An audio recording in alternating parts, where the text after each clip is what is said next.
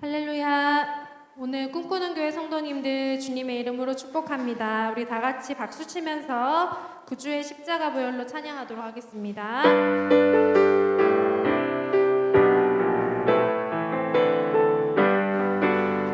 구주의 십자가 보혈로 죄 씻음 받기를 원하네. 내 죄를 씻으신 주님 찬송합시다. 찬송합시다. 찬송합시다. 내 죄를 씻으신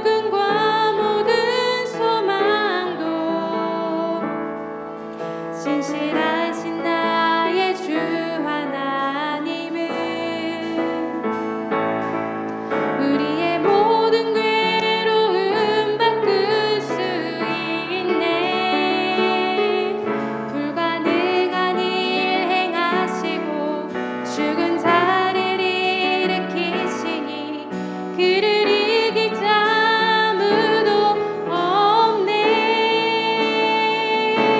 주의 말씀 의지하여 깊은 곳에 금을 던져 오늘 그가 놀라운 일을 이루시는 것 보라. 주의 말씀 의지하여 믿음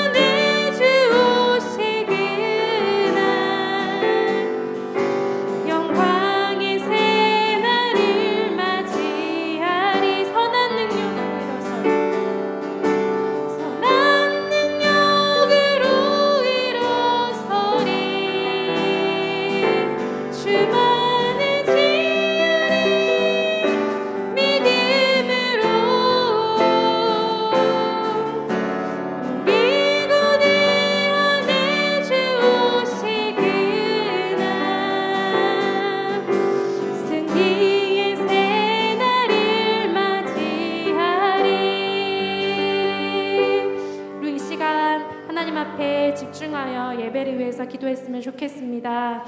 우리가 예배를 드리기 전에 한 주간 살았던 모습들 주님 앞에 주의 보혈로 우리의 죄를 깨끗게 해달라고 이 시간 기도하시고, 우리에게 주실 말씀들을 또 기대하면서 하나님 주신 은혜를 사모하면서 간절히 기도하며 나아가겠습니다. 기도하시겠습니다. 사랑의 주님, 한 주간 우리의 삶을 돌아볼 때 주님 보시기에 부끄러운 모습들 많습니다.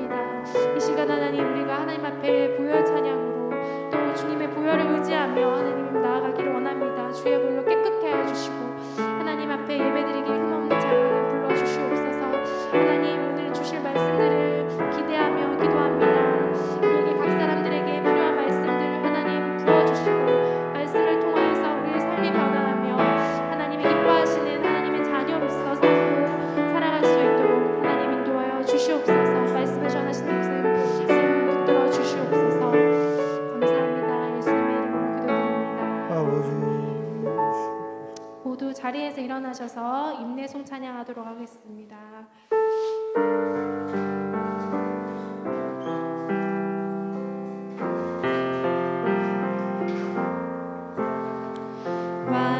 왕이신 나의 하나님,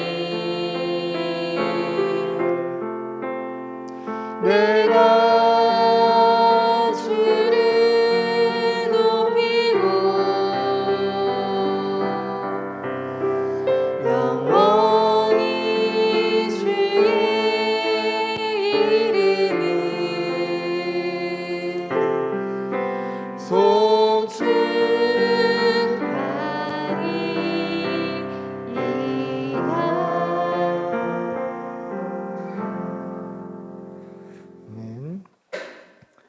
아버지께 참되게 예배하는 자들은 영과 진리로 예배할 때가 오나니 곧 이때라. 아버지께서는 자기에게 이렇게 예배하는 자들을 찾으시느니라. 하나님은 영이시니 예배하는 자가 영과 진리로 예배할지니라. 아멘. 사도신경으로 우리의 신앙을 고백하겠습니다. 나는 전능하신 아버지 하나님 전지의 창조주를 믿습니다. 나는 그의 유일하신 아들 우리 주 예수 그리스도를 믿습니다.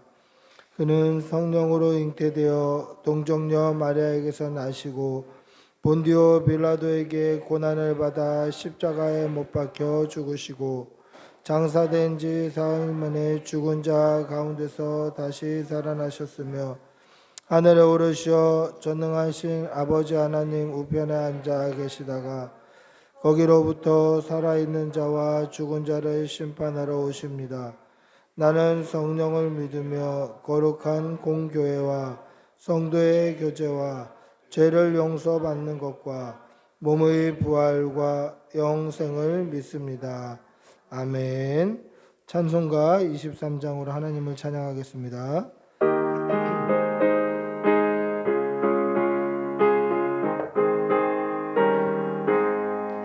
만입이 내게 있으며 그 입 닫아지고 내 구주 주시는 종을 늘 찬송하겠네. 내 은혜로우신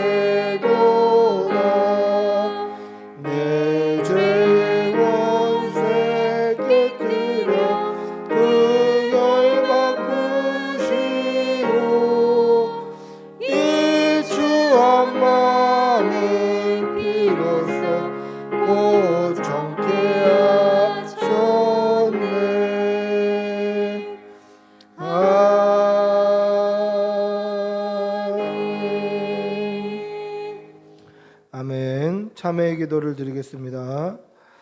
사랑의 아버지 하나님, 오늘도 주의 전에 나와 예배할 수 있게 우리에게 생명 주시고 모일 수 있는 교회 주신 은혜 감사합니다.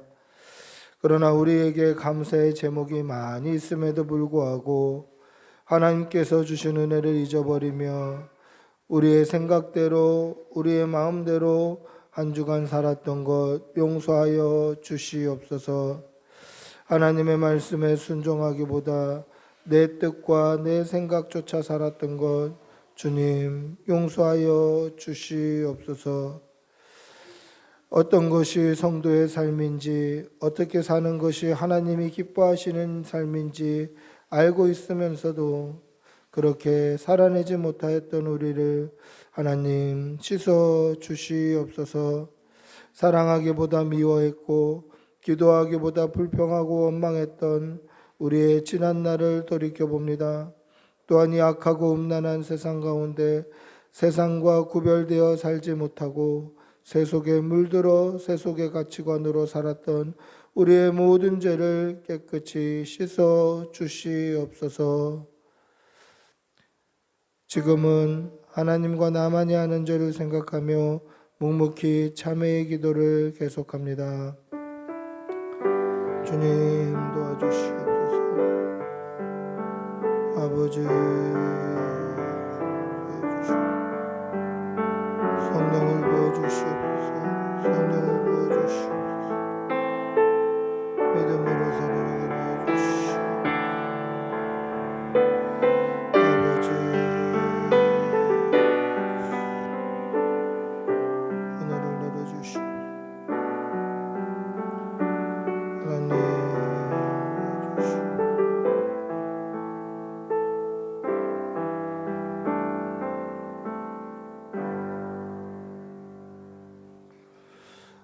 하나님의 사죄의 음성을 듣겠습니다. 여호와께서 말씀하시되 오라 우리가 서로 변론하자. 너희의 죄가 주홍 같을지라도 눈과 같이 희어질 것이요 진홍같이 붉을지라도 양털같이 희게 되리라. 아멘. 자리에 앉으시겠습니다. 찬송가 251장 찬송하시겠습니다. 251장.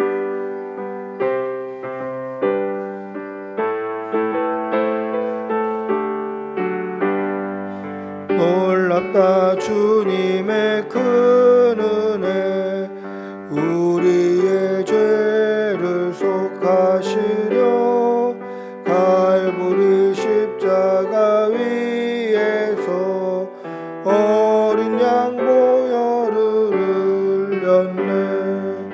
주의 은혜 우리의 죄를 다시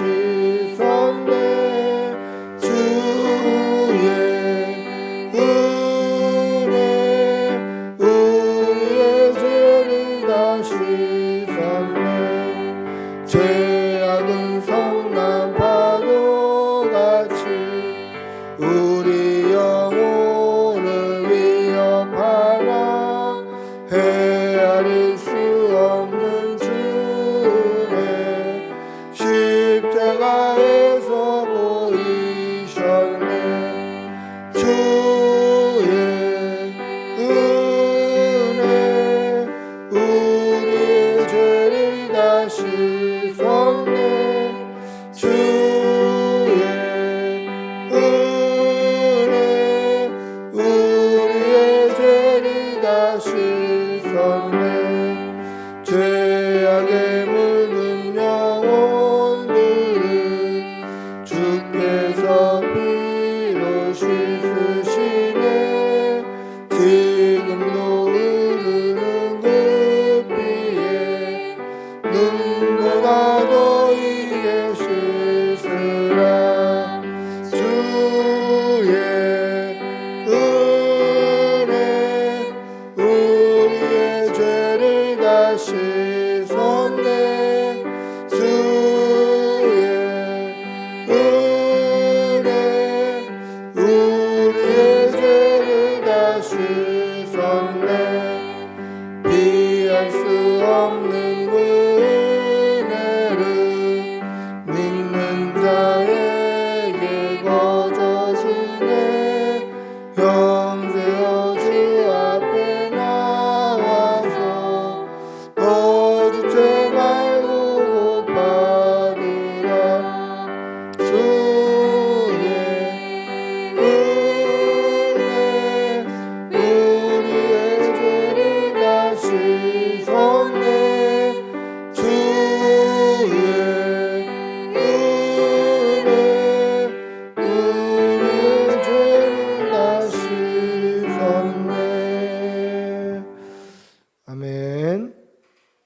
기도하겠습니다.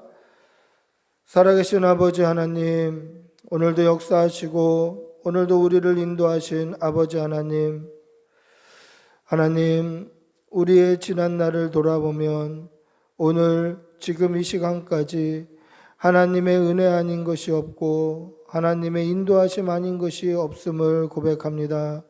지금까지 우리를 지켜주시고 우리에게 생명 주시고 우리를 살게 해주시고 섬길 수 있는 교회 주셔서 감사합니다. 하나님이 주신 은혜를 날마다 기억하며 감사의 제목, 감사의 기도, 감사의 찬양이 끊이지 않도록 은혜를 내려 주시옵소서. 오늘까지 하나님께서 보호하시고 지켜주신 그 손길을 날마다 경험할 수 있도록 하나님 늘 우리를 보듬어 주시옵소서. 하나님, 요즘 시대를 돌아봅니다. 이렇게 자유롭게 예배하고 찬양하고 기도하고 얼굴을 맞대어 대면할 수 있는 것이 얼마나 큰 은혜인지 깨닫게 됩니다. 하나님께서 함께하여 주시어서 우리 꿈꾸는 교회가 늘 하나님께 나와 예배하는 교회 되게 하여 주시고 모일 때마다 천국의 기쁨을 누리는 그러한 교회 되게 하여 주시옵소서. 코로나 이 사태를 통하여서 하나님, 우리의 믿음 생활을 돌아봅니다. 아버지, 우리가 얼마나 안일했고 얼마나 편안했는지 돌아보게 됩니다. 그러나 하나님, 이럴 때일수록 우리의 마음을 다잡고 하나님을 더욱 신뢰하고 우리 주님을 더욱 강하게 붙들게 하여 주시옵소서. 이 코로나로부터 우리를 안전하게 지켜주시고 이 한국교회를 지켜주시옵소서. 사랑이 무한하신 아버지 하나님, 우리가 참회의 기도를 드렸습니다마는 우리가 알게 모르게 지었던 우리의 모든 죄를 다시 한번 하나님 앞에 구하오니 우리를 깨끗게 하여 주시고 풍성한 은혜로 채워 주시옵소서. 사랑하는 성도의 가정에 어려움 없도록 지켜주시고 늘 하나님 안에서 사랑 안에서 화평하고 평안할 수 있도록 가정들을 지켜주시옵소서. 어린 자녀들 하나님께서 함께하여 주시어서 어린이집 또 학교 어디든지 오고 갈 때마다 안전하게 지켜주시고 특별히 사랑하는 우리 부모님들 건강 지켜주시옵소서. 가정에 어려운 일, 힘든 일, 가슴 아픈 일이 일어나지 아니하도록 늘 도와주시옵소서. 오늘도 하나님 앞에 나올 수 있게 해주셔서 감사합니다. 하나님, 우리가 나올 때에 그냥 이 나오는 것이 습관이나 버릇이 되지 않게 하여 주시고 오늘 이 드리는 예배가 우리가 우리의 마음과 전심을 드리는 예배 되게 하여 주시고 하나님께서 친히 말씀하시는 예배 되게 하여 주시고 하나님께서 우리에게 은혜 주시는 귀한 시간 되게 도와주시옵소서. 감사를 드리며 우리 주 예수님의 이름으로 기도합니다. 아멘. 주님 성령을 부어주시옵소서. 아버지,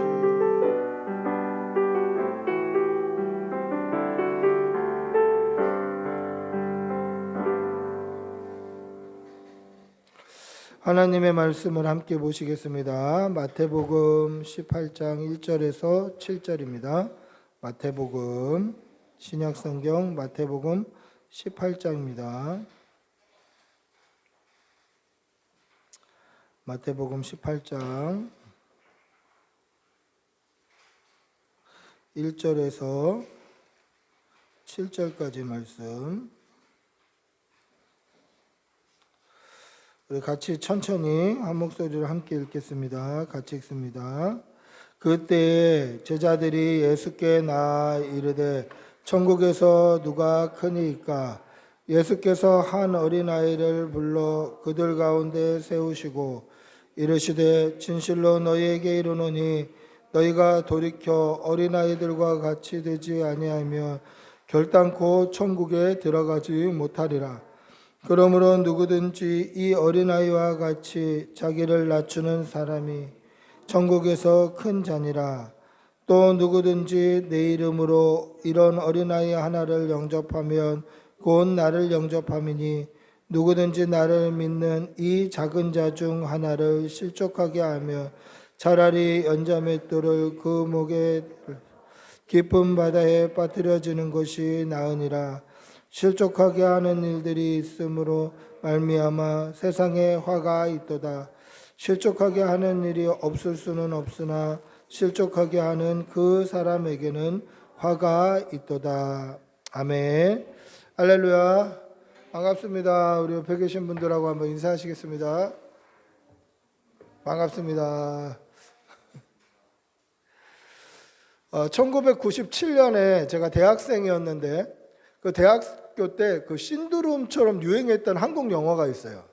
97년도에 엄청난 인기를 끌었던 영화.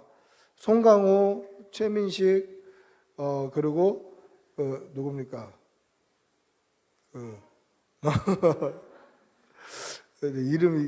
주인공 이름이 기억이 안 나는데 하여튼 주연의 넘버 3라는 영화가 있어요. 넘버 3.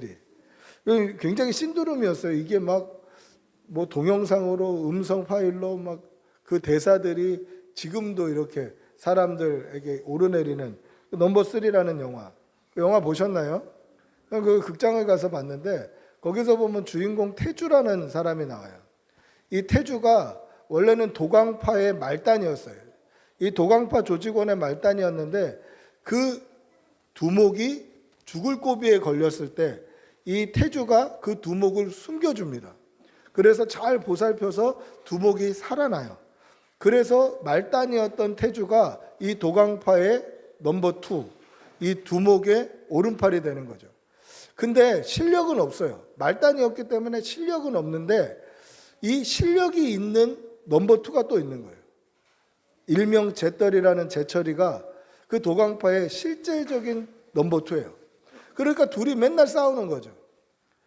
근데 이 영화를 보면서 느꼈던 건 뭐냐면 이 태주의 가장 아킬레스건, 가장 화가 나게 만드는 그건 뭐냐면 넘버 3라고 물어보는 거예요. 야, 네가 도강파 넘버 3잖아. 그러면 누가 넘버 3래? 내가 넘버 2야. 막 그래요. 이게 마지막 자존심인 거죠. 넘버 3가 되고 싶지 않은 거예요. 영화를 보면서 어떤 생각이 들었냐면 이게 사람의 욕심이고 이게 사람의 죄된 본성이다. 뒤로 밀리는 걸 싫어하고 어떻게 해서든지 위로 올라가고 싶어하는 것이 사람의 죄된 본성이구나. 그런 것을 깨닫고 볼 수 있었습니다. 오늘 저와 여러분이 읽은 이 본문의 말씀을 보시면 서로 사랑해야 될 예수님의 제자들이 누가 크냐?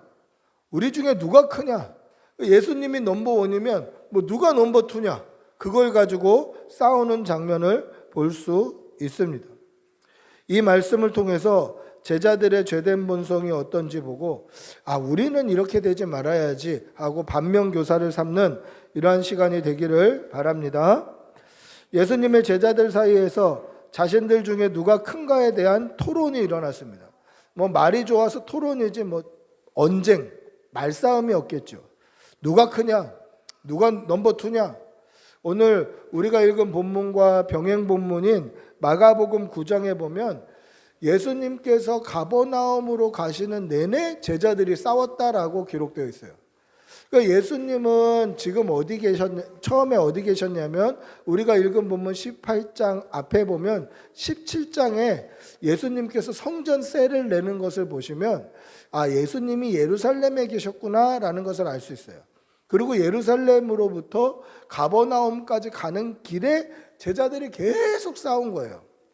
제가 구글 맵을 이렇게 보니까 예루살렘에서 가버나움까지 지금 한 190km 정도 돼요. 차로도 2시간이 걸려요.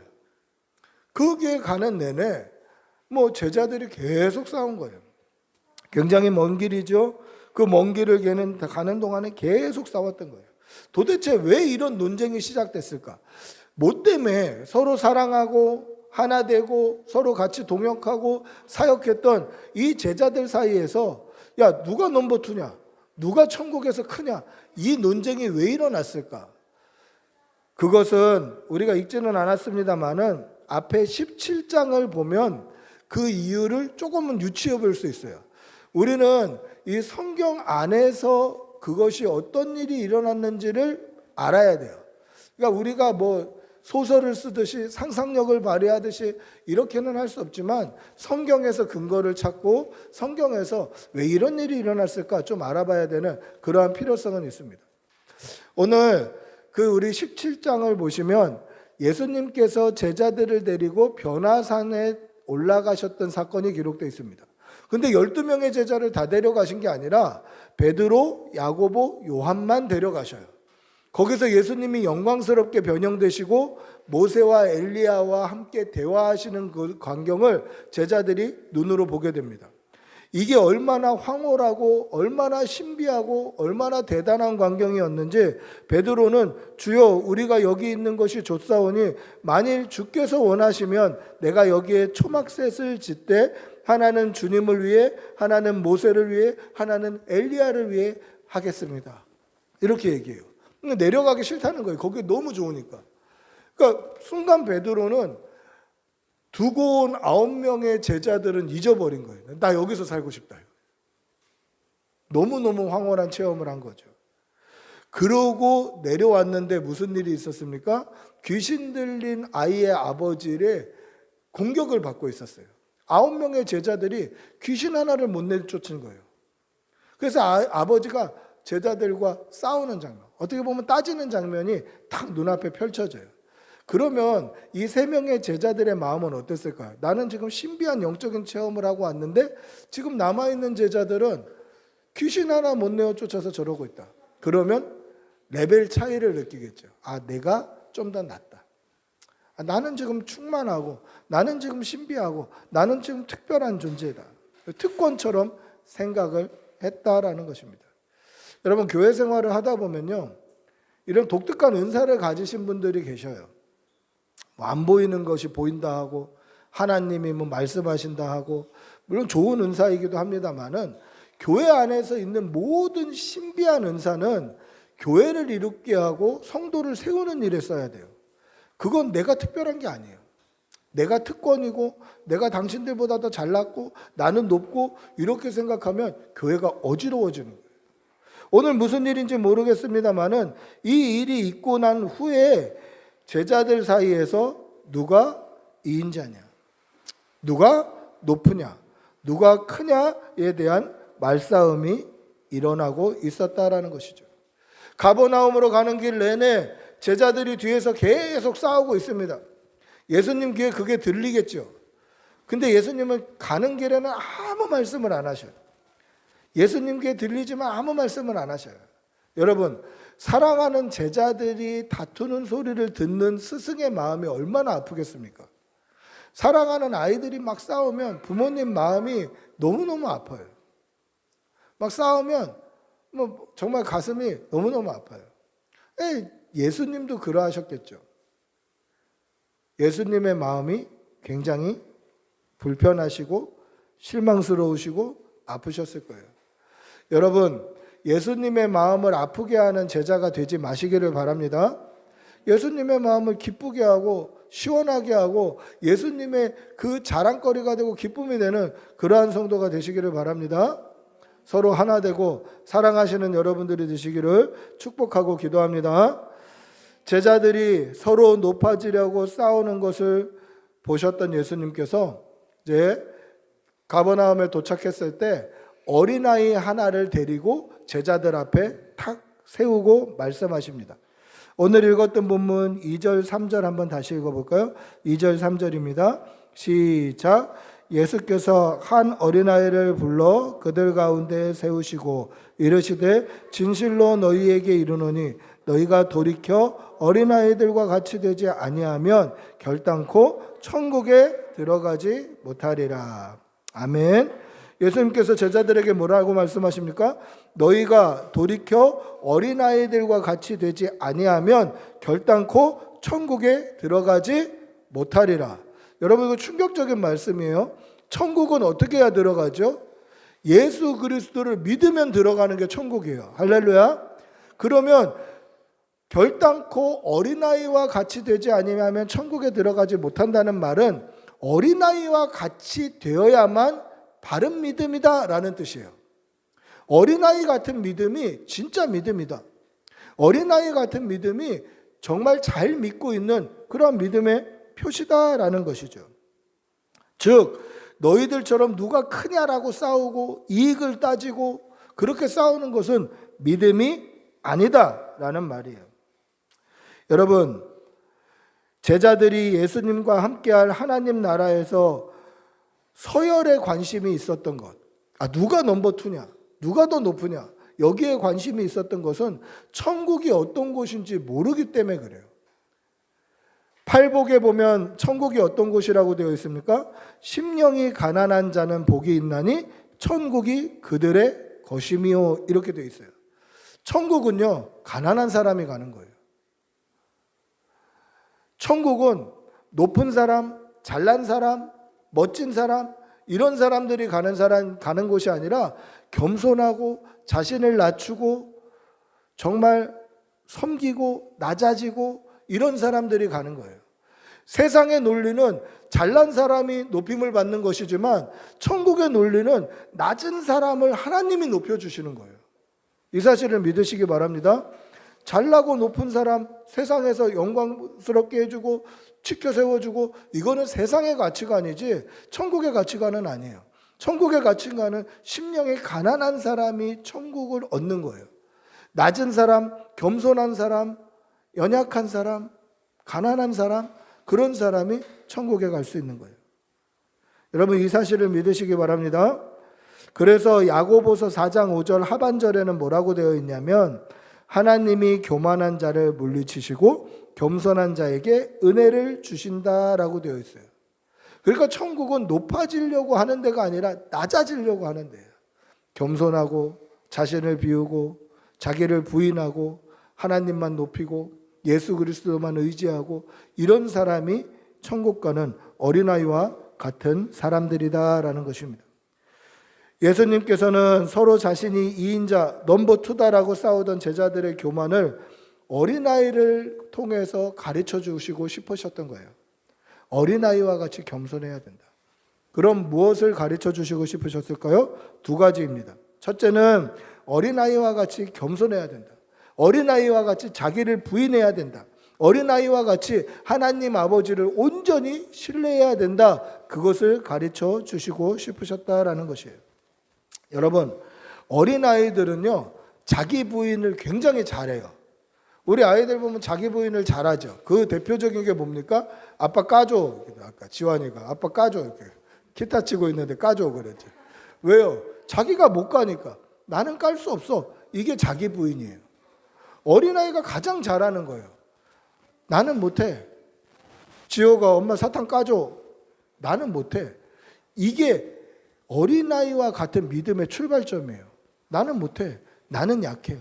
나는 아무것도 할 수 없습니다. 하나님 해주십시오. 하나님 도와주십시오. 여러분, 애들이 태어나자마자 배가 고프면 분유를 털털털털 털어서 쫙 흔들어서 쥐가 쭉쭉 빨아먹고 오줌을 싸면 울지도 않고 기저귀를 탁 펴서 갈아주고 그러면 부모님이 얼마나 편하겠어요. 막 씻고 어머니 오늘 제가 자겠습니다. 지방 들어가서 자고 그러면 부모님은 엄청 편하겠죠. 그런 아이 키우고 싶다 이런 생각이 들지만 그렇게 살면요 부모님의 사랑과 은혜는 하나도 받질 못해요. 까주는 은혜, 갈아주는 은혜, 씻겨주는 은혜, 먹여주는 은혜, 이거를 아무것도 받아 누릴 수가 없어요. 스스로 잘하는 게 그게 좋은 아이가 아니라 자신을 부인하고 부모님을 의지하고 그렇게 할 때 부모님의 사랑, 부모님의 은혜, 부모님의 그 풍성한 것들을 다 받아 누릴 수 있는 거예요. 그럼 어린아이와 같은 믿음이 어떤 믿음입니까?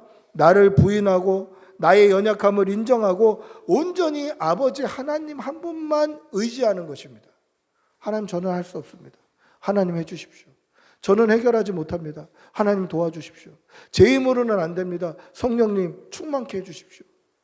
이게 어린아이와 같은 은혜다라는 것입니다. 믿음이다라는 것입니다. 이러한 어린아이와 같은 믿음이 저와 여러분에게도 있기를 축복하고 기도합니다. 두 번째 어린아이와 같이 되어야 될 것은 무엇이냐면 누구도 무시할 수 없는 하나님의 자녀라는 것을 알아야 되는 거예요. 어린아이들은요, 그런 경계가 없어요. 제가 잘 사나? 옷은 뭐 입었나? 부모는 어떤가? 이거에 대한 경계가 없어요. 놀이터 가면 다 같이 놀아요. 수영장 가면 뭐 다 같이 놀아요. 애들끼리 어린이집 가면, 학교 가면 다 같이 놀아요. 그런 경계가 없어요. 차별이 없어요. 차별이. 이 차별이 없는 것이 믿음이라는 사실을 꼭 기억하시기를 바랍니다. 누구도 무시하지 않고 누구도 차별하지 않는 것이 믿음이다라는 거죠. 여러분, 제자들이 서로 자리 싸움을 하고 있을 때 그곳에 제자들만 있었던 건 아니에요. 성경에 예수님과 12명의 제자들만 기록되어 있다고 해서 거기 13명만 있었던 거는 아니다라는 거예요. 만약에 거기 제자들과 예수님만 있었으면 갑자기 어린아이가 어디서 나왔겠어요?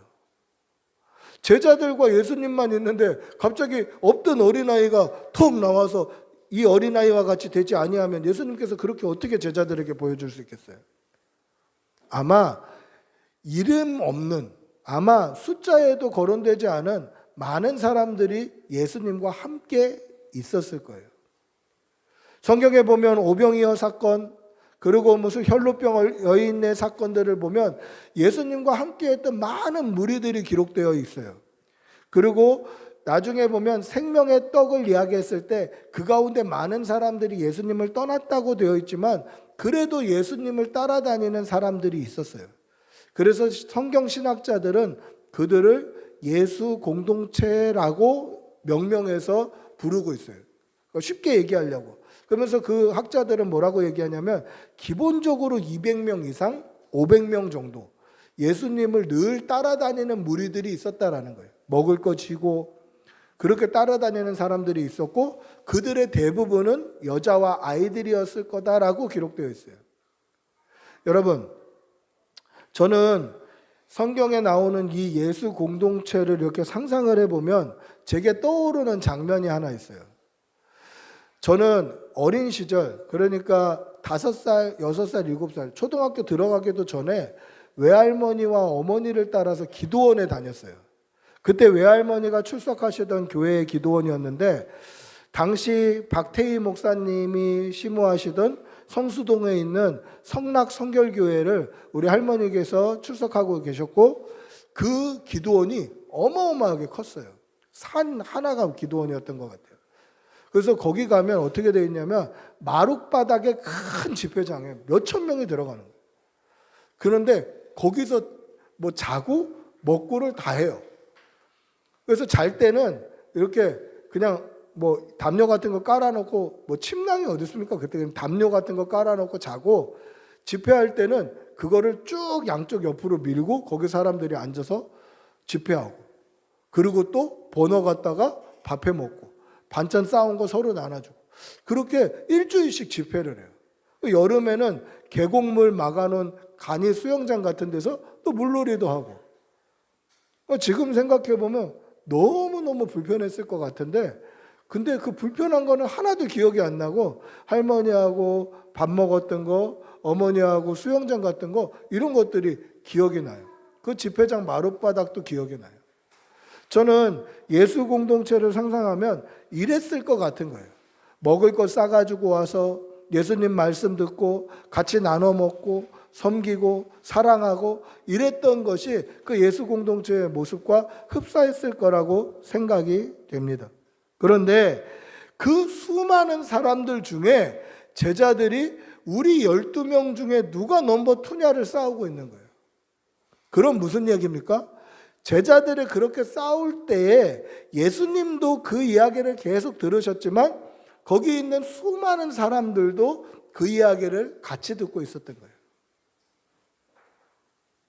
그들의 이야기가 뭡니까? 우리 중에 누가 크냐? 우리 중에 누가 넘버 2냐? 우리 중에 누가 더 높냐? 그러면 그것을 듣고 있던 수많은 사람들 역시 소외되고 상처받고 있었다라는 것이죠. 여러분, 이것은 믿음 없는 행동입니다. 같이 있는 사람들을 무시하는 행동이죠. 예수님을 사랑하고 예수님을 말씀을 사모해서 모였던 수많은 사람들을 무시하고 우리 중에 누가 2인자냐, 누가 넘버 2냐 이렇게 떠들고 싸우는 제자들의 모습에서 그리스도의 사랑을 찾아볼 수가 없었다라는 것이죠. 제자들은 아마 그렇게 생각했을 것입니다. 예수님이 넘버 1이면 넘버 2는 우리 중에 있을 것이다. 우리는 특별하다. 우리는 제자들이다. 그러니까 누군가 우리 높아진다면 우리 중에 누가 될 거다. 그 순간 거기 모여있는 많은 사람들은 무시되고 있는 거죠. 특별히 여자와 아이들은 무시되고 있는 겁니다. 안중에도 없는 거예요. 사람 숫자에도 들어가지 못하는 여자나 아이들은 그들의 안중에도 없었다라는 것이죠. 여러분, 저와 여러분은 특별한 존재입니다. 할렐루야. 근데 예수 그리스도를 믿기 때문에 특별한 존재가 되는 거예요. 예수 그리스도를 믿기 때문에 하나님의 자녀가 되었기 때문에 저와 여러분이 특별한 존재가 되는 거예요. 하나님이 기뻐하시는 자녀가 되는 겁니다. 믿음이 없으면 어떻게 되죠? 저와 여러분은 죄인일 뿐이에요. 아무것도 아닌 존재예요. 우리가 특별해지는 이유는 믿음 때문이에요. 그러나 제자들이 이렇게 믿음 없는 소리를 할 때는 그들은 아무 특별한 존재가 아니라는 것이죠. 믿음이 없다면 우리는 특별할 것이 없는 사람들입니다. 우리는 하나님의 자녀로서 특별하다는 것을 반드시 기억하시기를 바랍니다. 그러나 제자들은 어땠습니까? 자신들은 특별하다고 생각했습니다. 우리 중에 2인자가 나올 거라고 생각했습니다. 그래서 많은 사람들을 무시했다라는 것이죠. 이러한 제자들의 믿음 없는 모습을 보시고 예수님께서 한 어린아이를 세우셨습니다. 그리고 이렇게 말씀하십니다. 너희가 돌이켜 어린아이들과 같이 되지 아니하면 결단코 천국에 들어가지 못하리라. 그러므로 누구든지 이 어린아이와 같이 자기를 낮추는 사람이 천국에서 큰 자니라. 높아지려고 하는 것이 아니라 낮아져야 천국에서 큰 자가 되는 것이죠.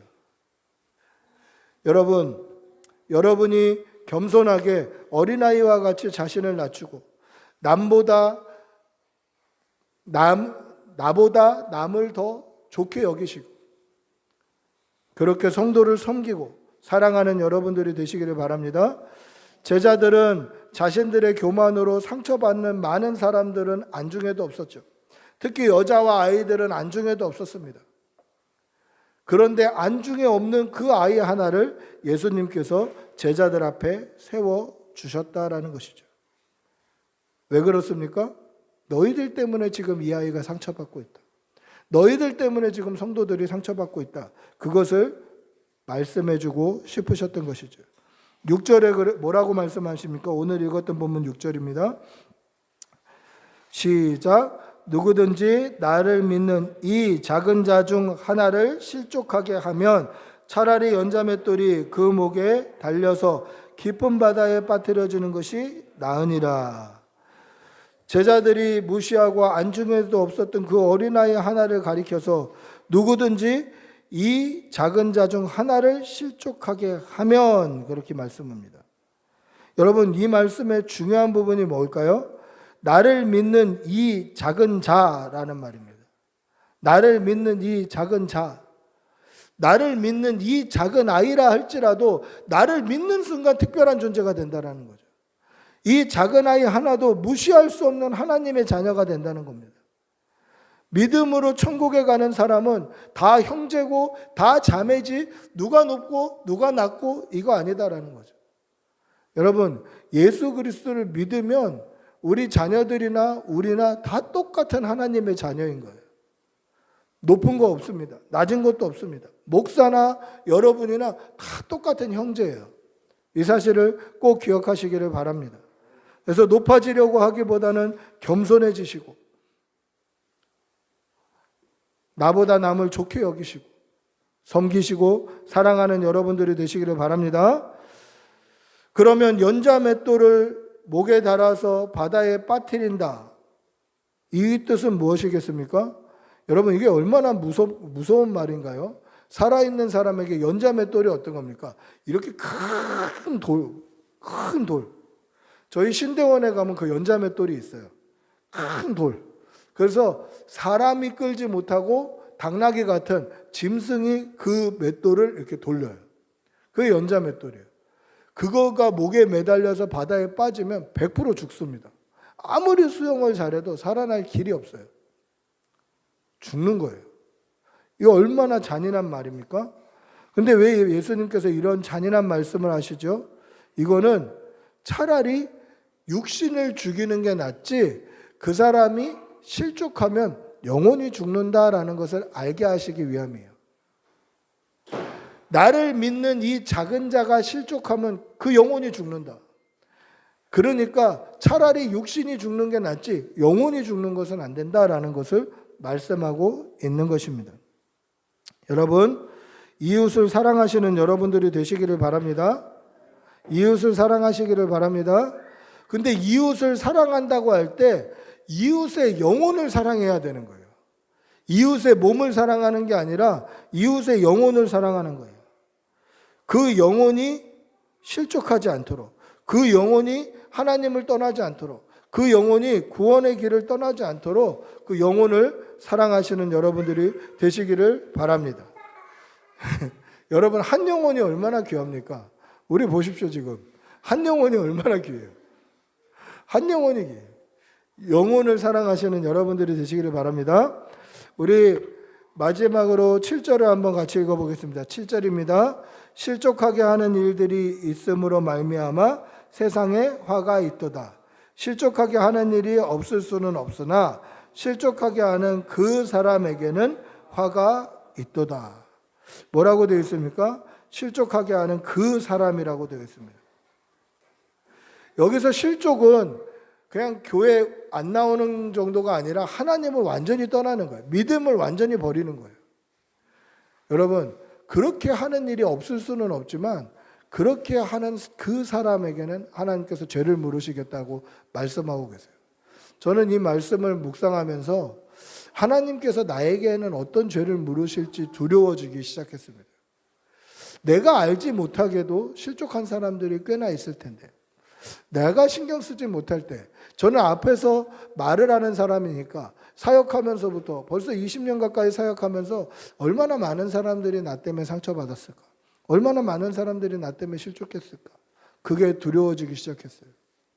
여러분, 사랑하는 영혼들을 위해서 기도하시는 여러분들이 되시기를 바랍니다. 말씀을 맺습니다. 세상 모든 사람들은 자신을 높이고 인정받고 싶어 합니다. 그러나 그리스도인들은 세상 사람들과 똑같이 살아서는 안 돼요. 우리는 자신을 낮추고 겸손하고 정말 남을 높여주고 그렇게 신실하게 믿음으로 살아가는 여러분들이 되시기를 바랍니다. 우리가 들어가야 될 천국은 성적순으로 가는 것도 아니고 명예로 가는 것도 아니고 직위로 가는 것도 아니고 재산으로 가는 것이 아니에요. 세상이 인정해주는 순서대로 가는 것이 아니라 오직 믿음으로 가는 것이에요. 그럼 이 믿음의 삶은 어떤 삶입니까? 어린아이와 같이 믿어야 돼요. 자기를 부인하고 낮추고 하나님 아버지만 온전히 신뢰하고 믿는 그러한 순종의 삶을 살아내시는 여러분들이 되시기를 축복하고 기도합니다. 우리 한번 같이 기도할 때에 하나님, 우리가 어린아이와 같이 자기를 부인하고 정말 자신을 낮추고 하나님만 온전히 의지하는 믿음을 허락하여 주시옵소서. 우리 한번 주님의 이름 부르고 같이 기도하겠습니다. 주님, 인도하여 주시옵소서. 하나님 아버지, 하나님 자신을 낮추고 자기를 부인하고 하나님을 온전히 의지하고 신뢰하는 그런 어린아이 같은 믿음 주시옵소서. 어린아이와 같은 믿음 주시옵소서. 주님 도와주시옵소서. 주님 도와주시옵소서. 아버지 함께하여 주시옵소서. 주님 도와주시옵소서. 어린아이와 같이 살아가시고 하나님만 온전히 신뢰하며 살 수 있도록 은혜를 덧입혀 주시옵소서. 사랑의 아버지 하나님, 너희가 돌이켜 어린아이들과 같이 되지 아니하면 결단코 천국에 들어가지 못하리니라. 그러므로 누구든지 이 어린아이와 같이 자기를 낮추는 사람이 천국에서 큰 자니라라고 말씀하신 그 말씀을 잊지 말게 하여 주시옵소서. 세상 사람들과 똑같이 높아지고 인정받으려고 하는 것이 아니라 자신을 낮추고 낮아지고 순종하고 자기를 부인하고 하나님을 온전히 믿는 어린아이와 같은 믿음을 허락하여 주시옵소서. 그렇게 믿음으로 살아갈 때에 우리를 늘 채워주시고 우리를 늘 인도해 가실 줄 믿습니다. 아버지 함께하여 주시옵소서. 예수님의 이름으로 기도합니다. 아멘. 찬송가 563장 찬송하시면서 준비하신 예물 드리겠습니다.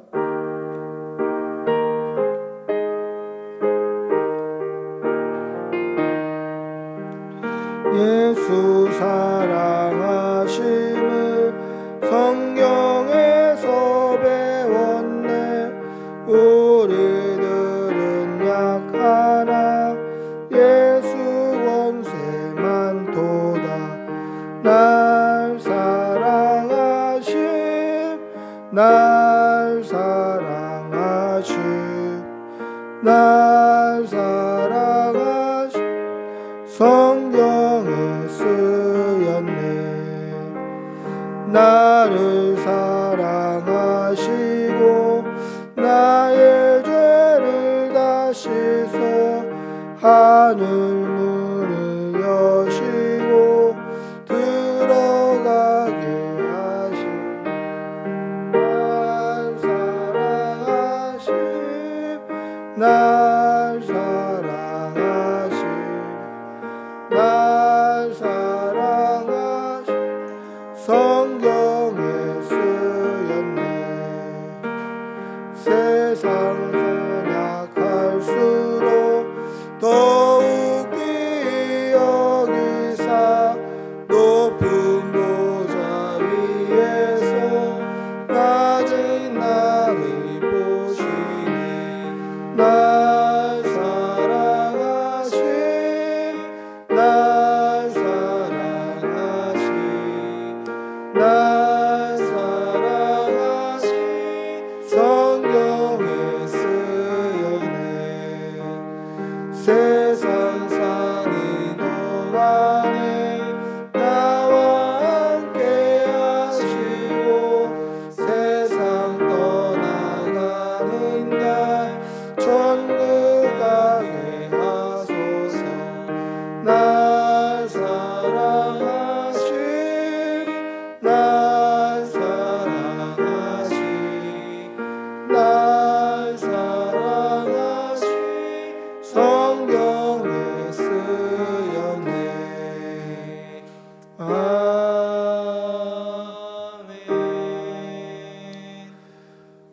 사랑의 아버지 하나님, 오늘도 좋은 날 주셔서 감사합니다. 하나님께서 우리를 살게 해주시고 우리에게 일용할 양식을 주시고 우리에게 생명 주셔서 오늘 이 시간까지 우리를 인도해 주시는 은혜 감사합니다. 하나님께 받은 은혜가 크고 감사하여서 주의 전에 나올 때 빈손으로 나오지 아니하고 예물 올려드립니다. 예물이 쓰여지는 곳에 하나님의 나라가 서게 하여 주시고 드린 손길에는 천배의 복으로 갚아 주시옵소서. 가정에 어려움 없도록 우환 없도록 늘 지켜주시고 하나님께 늘 드릴 때마다 가정에 기쁨이 넘칠 수 있도록 하나님 은혜를 덧입혀 주시옵소서. 감사를 드리며 우리 주 예수님의 이름으로 기도합니다. 아멘. 광고 말씀드립니다. 코로나 4단계가 또 2주간 연장이 되었습니다. 아마 추석이 끝날 때까지 집합 금지를 계속할 것 같은데요. 일단 이 단계가 좀 줄어들 때까지 저희가 식사나 간식은 제공하지 않도록 하겠습니다. 성경 공부도 우리 식사를 해야 오후에 또 우리가 프로그램을 할 수 있기 때문에 성경 공부도 일단 코로나 4단계가 끝날 때까지 좀 미루도록 하겠습니다. 자세한 광고는 주보를 참조해 주시기를 바랍니다. 우리 모두 일어나셔서 우리 은혜 1절 찬양하시고 축복 기도하도록 하겠습니다.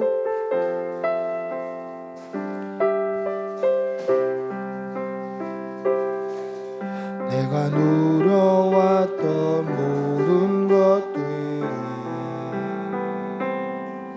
내가 지내왔던 모든 시간이 내가 걸어갔던 모든 순간이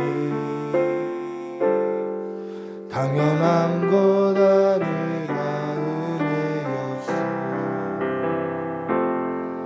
아침 해가 뜨고 저녁에 노을 봄의 꽃향기와 가을의 열매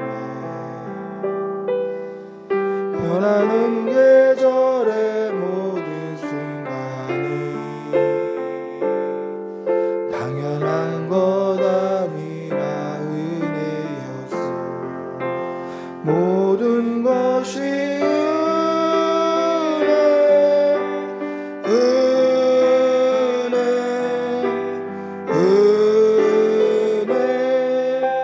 한없는 은혜 내 삶에 당연한 건 하나도 없었던 것을 모든 것이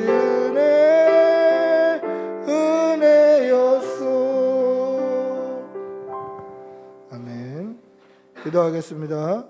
우리 주 예수 그리스도의 은혜와 하나님의 사랑과 성령의 교통하심이 어린아이와 같이 자기를 낮추고 부인하며 영혼을 사랑하며 그렇게 살아가기를 소원하는 여기 모인 모든 주의 백성들과 그 가정과 자녀들과 그 부모님들과 그 모든 일터 위에 지금부터 영원히 함께 있을지어다. 아멘. 하나님 도와주시옵소서. 주님